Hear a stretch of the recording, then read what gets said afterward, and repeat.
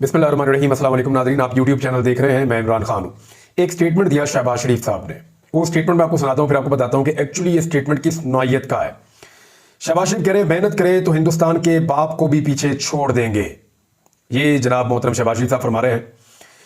और उन्होंने कहा कि कर्जे लेने पर मजबूर हैं, इसीलिए IMF के पास जाते हैं। मेहनत करें तो हिंदुस्तान के बाप को भी पीछे छोड़ देंगे। और ये FBR की एक तकरीब से खिताब कर रहे थे और इसमें इन्होंने कहा शहबाज शरीफ ने कि 24 खरब रुपए करप्शन की नजर हो रहे हैं। 24 खरब रुपए करप्शन की नजर हो रहे हैं, ये शहबाज शरीफ कह रहे हैं। खजाने में सिर्फ जो है वो 9 अरब आ रहे हैं।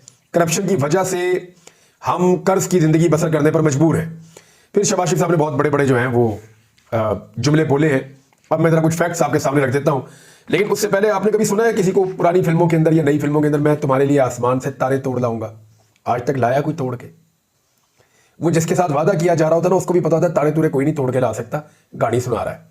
ऐसे होता नहीं है, लेकिन वहां पे भी कुछ ना कुछ सच निकल आता है। ये सियासतदान तो हर लेवल के झूठे साबित हो गए हैं। इन्होंने हमेशा अवाम को धोखा दिया है। जमीनी हकायक क्या है, जरा ये मैं आपके सामने रखता हूं कि इंडिया, पाकिस्तान, बांग्लादेश आज कहां खड़े।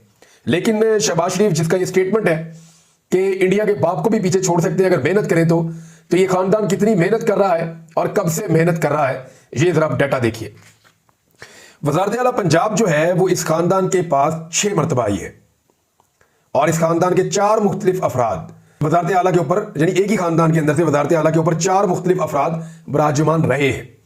6 मरतबा आई जनाब इनके पास वज़ारत आला पंजाब। पाकिस्तान का सबसे बड़ा सूबा, पाकिस्तान से आधे से बड़ी आबादी इसकी है, तो 6 मरतबा।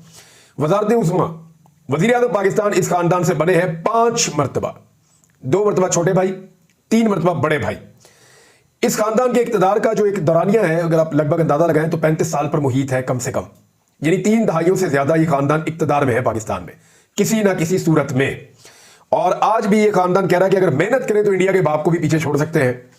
तो कितना पीछे छोड़ सकते हैं और कैसे पीछे छोड़ सकते हैं? ये वो खानदान है जिसने पाकिस्तान के अंदर एक लंबा अरसा इक़्तिदार के मजे लिए। इनकी अपनी दौलत बढ़ते बढ़ते इतनी बढ़ गई है कि ये दुनिया के कई मुल्कों के अंदर कारोबार कर सकते हैं। अभी मुबैना तौर पर चाइना में कारोबार फैलाने के लिए नवाज शरीफ ने चीन का दौरा भी किया है। इससे पहले ये यूरोप में भी कारोबार करते रहे हैं, गल्फ में भी कारोबार करते रहे हैं, पाकिस्तान में भी कारोबार करते रहे हैं, सऊदी अरब में भी कारोबार करते रहे हैं और दुनिया के कई मुल्कों में इनका कारोबार फैला हुआ है। और अब ये खानदान अपने कारोबार को चाइना साइड पे भी फैलाने जा रहा है मुबैना तौर पे। मामला ये है कि खुद तो इन्होंने बहुत तरक्की की, लेकिन पाकिस्तान इनके अदवार में हमेशा नीचे गया और ये हमेशा एक मौका और मांगकर दोबारा इक़्तिदार में आते रहे। अब देखिए इस वक्त का जो डाटा मैं आपके सामने रख देता हूं, जिस इंडिया को शहबाज शरीफ साहब ये कह रहे हैं कि हिंदुस्तान के बाप को भी पीछे छोड़ देंगे। इंडिया के जो फॉरेन रिजर्व्स हैं, इंडिया और बांग्लादेश दोनों के साथ मैं मुवाजना कर देता हूं। इंडिया के जो फॉरेन रिजर्व है, यानी जो पैसा उनके पास पड़ा हुआ है जिसके जरिए से वो दुनिया से चीजें खरीद सकते हैं, वो 600 अरब अमेरिकी डॉलर्स है। 600 अरब अमेरिकी डॉलर्स, जबकि पाकिस्तान के सिर्फ 8 अरब अमेरिकी डॉलर्स फॉरेन रिजर्व है। तो ये तो हो गया फर्क। अब जरा बांग्लादेश जो पाकिस्तान का हिस्सा हुआ करता था, मशरकी पाकिस्तान जो अलग हो गया था, जिसको उस वक्त हमारे सियासतदानों ने और एस्टेब्लिशमेंट ने कहा कि जनाब ये तो बिल्कुल ही 2 टके के लोग थे और पाकिस्तान के ऊपर एक बोझ था, वहां तो सैलाब आते रहते थे हर वक्त, हम तो उनको रोटी खिलाते रहते थे, वो तो बहुत ही गरीब गुरबा हैं। तो उनके जो इस वक्त फॉरेन रिजर्व हैं वो 40 अरब डॉलर के करीब है। वैसे पिछले कुछ अरसे में 50 अरब डॉलर के करीब भी पहुंचे थे वो, लेकिन 40 अरब डॉलर के करीब है वो।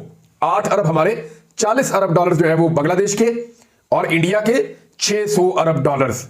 अब आ रहे GDP कि एक मुल्क टोटल क्या कुछ पैदा करता है, कितनी इनकम है जो वो मुल्क जनरेट करता है, यानी सर्विसेज भी हो गई, चीजें जो पैदा करता है, पैदावार कितनी है उस मुल्क की टोटल।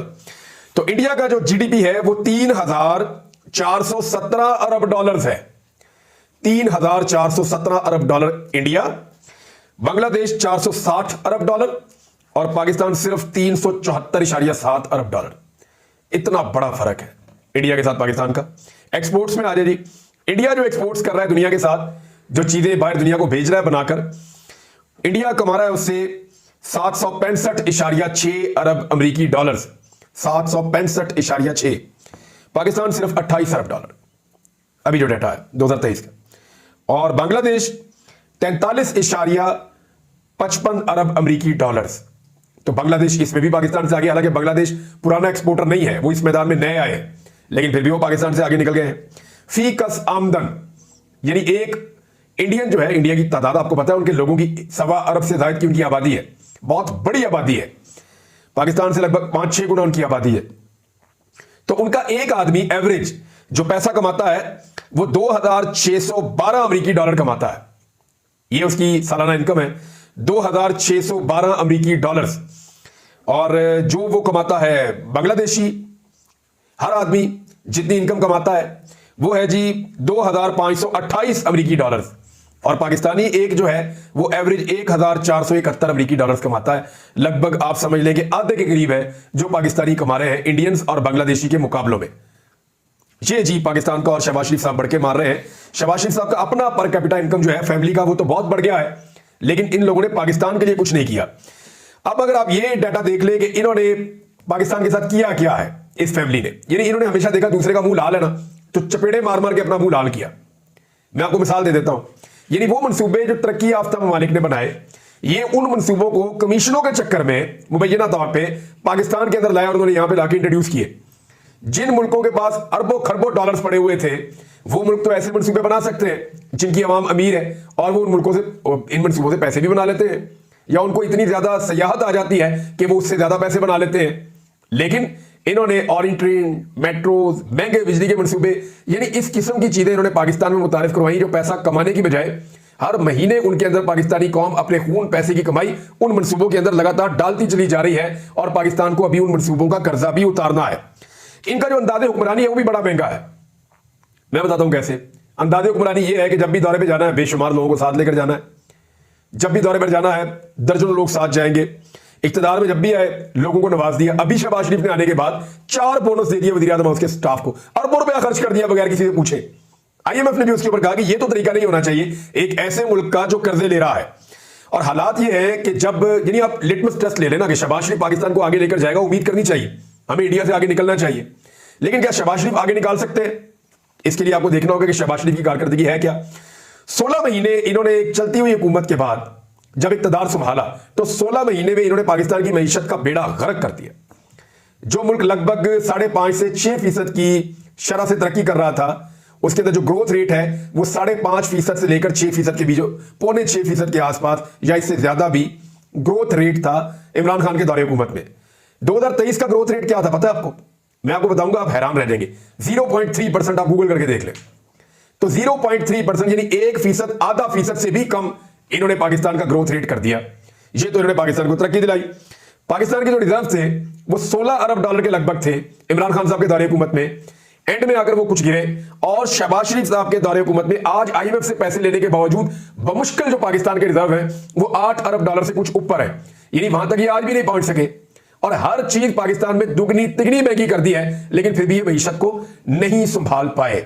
और खबरें पता क्या आ रही हैं, यानी इंडिया में तो ऐसी खबरें नहीं आ रही, बांग्लादेश में तो ऐसी खबरें नहीं आ रही, और यहां पे खबरें ये आ रही है कि हुकूमत जो है वो नकद आमदन कर्ज की अदायगी के लिए भी पूरी नहीं हो पाएगी। हुकूमत की जो आमदन है वो कर्ज भी हम पूरा नहीं दे पा रहे, हमें सूद अदा करने के लिए भी कर्जा लेना पड़ रहा है, और दिफा के लिए, सब्सिडीज के लिए, पेंशन के लिए, तनख्वाहों की अदायगी के लिए और हुकूमत चलाने के लिए, अखराजात के लिए मजीद कर्जा लिया जाएगा। यह है जनाब मेहताब हैदर साहब की खबर कि 9 माह में मुल्क का मजमूई बजट खसारा 40 खरब रुपए तक पहुंच चुका है। और शहबाज शरीफ साहब की आप बातें सुने, आसमान से चांद तारे तोड़ लाऊंगा, वही वाली मिसाल इनके ऊपर सादिक आती है। अभी IMF की नई तजावीज पर बिजली और गैस मजीद महंगी करने और पेंशनर्स पर टैक्स लगाने पर गौर शुरू कर दिया है हुकूमत ने। यानी IMF का 15 मई को आने वाला वफद पाकिस्तान के लिए 6 से 8 अरब डॉलर के नए बेल आउट पैकेज के अहम निकात तय करेगा। ताहम इससे कबल IMF ने पाकिस्तान को नई तजावीज दी है जिनमें बिजली महंगी की जाएगी, जिनमें गैस महंगी की जाएगी। याद रहे कि बिजली दुगनी तिगनी महंगी पहले ही हो चुकी है, गैस भी दुगनी से ज्यादा महंगी हो चुकी है, बल्कि उससे भी ज्यादा महंगी हो चुकी है। 3 गुना 4 गुना तक लोगों को बिल आए गैस के, बिजली के बिल 3 गुना तक आए लोगों को। अच्छा, उसके बाद इनको मजीद महंगा किया जाएगा, जबकि जो पेंशनर्स हैं, जो पेंशन के ऊपर अपना घर चलाते हैं, उनके ऊपर भी टैक्स लगाने और कई सरकारी इदारों को फरोख्त करने की तजावीज जो IMF ने दी है, अब उनके ऊपर काम शुरू होगा। अब इसके ऊपर पाकिस्तान पीपल्स पार्टी ने भी तहफ़्फ़ुज़ात का इजहार कर दिया है, और करना भी होगा उन्हें। देखिए, पीपल्स पार्टी के ऊपर बहुत दबाव है कि वो हुकूमत के अंदर शामिल हो जाए, और अब वो हुकूमत के अंदर शामिल होने जा रहे हैं, क्योंकि वो नहीं चाहते कि हुकूमत छोड़ के PMLN भाग जाए। वो चाहते हैं कि PMLN ये हुकूमत पूरी करे, और सिंध के अंदर जो है वो पीपल्स पार्टी अपनी हुकूमत पूरी करे, पंजाब में और वफाक में PMLN अपनी हुकूमत पूरी करे, और कुछ ना कुछ करके पाकिस्तान तहरीक इंसाफ को डीफेम किया जाए। पीपल्स पार्टी को अपनी बका इसमें नजर आती है। अब उन्होंने प्लान क्या किया मैं आपको बता देता हूं। उन्होंने जितने भी आईनी और बड़े ओहदे हैं वो तो सारे ले लिए पाकिस्तान में। अब उनको कोई बड़े बड़े ओहदे वजारतें तो उनको चाहिए नहीं, क्योंकि पीएमएलएन ने आम तरीन वजारतें, वजारत दिफा उनके पास है, वजारत खजाना उनके पास है, और उनके पास नहीं है बल्कि उन्हीं के पास है। वजारत दाखिला उनके पास है, उनके पास नहीं है बल्कि उन्हीं के पास है। इसके बाद जी वजारत खारजा भी उन्हीं के पास है। तो अहम तरीन वजारतें जो है वो सारी काबू पहले कर ली है, बाकी एमक्यूएम ने काबू कर ली है। तो अब पाकिस्तान पीपल्स पार्टी सिर्फ टोकन टाइप के वजीर बीच में इंक्लूड करेंगे, यानी एक दो वजीर जो है सिंध से आ जाएंगे, एक दो जो है पंजाब से आ जाएंगे, एक दो केपी बलूचिस्तान से इधर उधर से आ जाएंगे। तो कुछ ना कुछ करके सिर्फ एक पीपल्स पार्टी टोकन शमूलियत कर रही है कैबिनेट के अंदर, क्योंकि वो इस गंद को नहीं उठाना चाहते जो शहबाज शरीफ साहब फैला रहे हैं, और जो पीएमएलएन ने कर छोड़ा है वो उसका हिस्सा नहीं बनना चाहते। उन्हें पता है कि लोग इनसे नफरत करेंगे और सारा बलबा इनके ऊपर गिरेगा। और पीपल्स पार्टी ये चाह रही है कि वो हुकूमत चले भी और हुकूमत को भागने भी ना दे, और हुकूमत का हिस्सा इस तरीके से बने कि हुकूमत की खराबियों का मलबा पीपल्स पार्टी के ऊपर ना पड़े। लेकिन याद रखिएगा कि पीपल्स पार्टी इसके लिए बराबर की जिम्मेदार है। उन्होंने भी मैंडेट चोरी किया, पीएमएलएन ने भी मैंडेट चोरी किया और एमक्यूएम ने भी मैंडेट चोरी किया है। फजलुर रहमान साहब ने, अब ये मैंडेट चोरी की बात आ गई तो मैं आपको बता देता हूं, उन्होंने एक बड़ा मुतालबा किया है। फजलुर रहमान साहब का कहना है कि जनाब इलेक्शन ही दोबारा कराएं। उन्होंने कहा हम इलेक्शन नताइज मुस्तरद करते हैं, फजलुर रहमान का दोबारा इंतखाबात करवाने का मुतालबा। उन्होंने कहा कि ये नताइज ठीक नहीं है और अवाम अब मैदान में आ चुकी है। मामला यह है कि ये इंतखाबात ठीक नहीं हुए, इनके अंदर जो है वो बहुत ज्यादा धांधली हुई है, मैंडेट जो है वो चोरी किया गया है, लिहाजा इंतखाबात ही अब दोबारा करवाए जाए, इसके अलावा उनको कोई और रास्ता नजर नहीं आ रहा। तो फजलुर रहमान साहब का ये स्टेटमेंट आ गया आपके सामने। नाज़रीन, ये जो गंदुम वाला स्कैंडल है ना, ये हुकूमत के गले की हड्डी बन गया है। निगरान हुकूमत और उनके जो मेहरबान है वो ये चाह रहे हैं कि ये मामला शहबाज शरीफ और शहबाज शरीफ की कैबिनेट पे और पीएमएलएन पे पड़ जाए, लेकिन जो पीएमएलएन है वो ये चाह रही है कि ये सारा मामला जो है वो निगरानों के ऊपर पड़ जाए। अब ये दोनों एक दूसरे के ऊपर डाल रहे हैं, ये तो एक दूसरे के साथ खेल रहे हैं, लेकिन पाकिस्तान का एक आम किसान पिस गया है। हुआ यह है कि पाकिस्तान के अंदर वाफर गंदुम मौजूद थी और किसान की फसल आने वाली थी। किसान की फसल आने के बाद हुकूमतों ने एक सरकारी रेट के ऊपर किसानों की गंदुम खरीदनी थी और उसको सरकारी स्टॉक के अंदर रखना था, और फिर जो बाकी गंदुम बचती किसान मार्केट में निकाल देते या अपने इस्तेमाल के लिए भी वो रख लेते हैं। तो इस तरीके से एक साइकिल किसान का चल जाता है। हुकूमत ने क्या किया, कमीशन के चक्कर में मुबैना तौर पे बहुत बड़े पैमाने पर गंदुम इंपोर्ट करने की इजाजत दे दी। ये जो गंदुम इंपोर्ट करने की इजाजत दी और उसके बाद लगातार इंपोर्ट होती चली गई, तो हुआ यह कि पाकिस्तान के पास इतनी ज्यादा गंदुम हो गई कि अब किसानों से गंदुम खरीदी नहीं जा सकती। किसानों से जब हुकूमत गंदुम नहीं खरीदी तो किसान बेचने के लिए मार्केट में जा रहा है। अब मार्केट के अंदर जो है वो जो मिडल मैन है वो किसान को चूना लगा रहे हैं और किसान को कोई भी गंदुम का रेट देने के लिए तैयार नहीं है, क्योंकि एक चीज इतनी बड़ी मिकदार में मार्केट में मौजूद है, इस मुल्क में मौजूद है, तो उसको कोई क्यों खरीदेगा। उसकी शॉर्टेज ही नहीं हो रही, तो एक्सपोर्ट हम कर नहीं सकते क्योंकि हमारी कॉस्ट ज्यादा है, हम अपनी गंदुम को बैरून मुल्क नहीं बेच सकते। मुझे याद है गालिबन ये ऑस्ट्रेलिया का मामला था एक दफा कि बहुत ज्यादा सरप्लस गंदुम थी उनके पास, शायद ऑस्ट्रेलिया था या कोई और मुल्क था, लेकिन मुझे खबर अच्छी तरह याद है कि उनके पास जब गंदुम ज्यादा पैदा हो गई तो उन्होंने अपने किसानों से खरीदी ताकि किसानों को नुकसान ना हो, और फिर उन्होंने समंदर में डाली ताकि वहां पे मछलियां खाएं और मछलियों की अफजाइश जब ज्यादा होगी तो वहां से वो आमदन कमा लेंगे। तो मुल्क जो है वो अपने लोगों को ऐसे भी तहफ़्फ़ुज़ देते हैं। लेकिन हमारे यहां पे क्या हुआ कि गंदुम को उस वक्त इंपोर्ट किया गया जिस वक्त यहां पे वाफर मौजूद थी और हमारी फसल आने वाली थी, तो किसान को तो पूरी तरह पीएमएलएन की हुकूमत ने और निगरानों ने मिलकर तबाह कर दिया है। अनवारुल्लाह काकड़ ने ये जो जुमला बोला है ना कि अगर मैंने फार्म 47 की बात की तो तुम लोग मुंह दिखाने के काबिल नहीं रहोगे, ये जुमला नहीं है, एतराफ़े जुर्म है। काकड़ ने एतराफ़े जुर्म किया है, उसने वो पोल खोल दिया है जो काम उसने किया बतौर निगरान वजीर आजम। उसका ये काम था कि फार्म 45 और फार्म 47 दोनों आपस में मैच करते और साफ और शफाफ इंतखाबात होते, जिसका मैंडेट है उसकी हुकूमत बनती।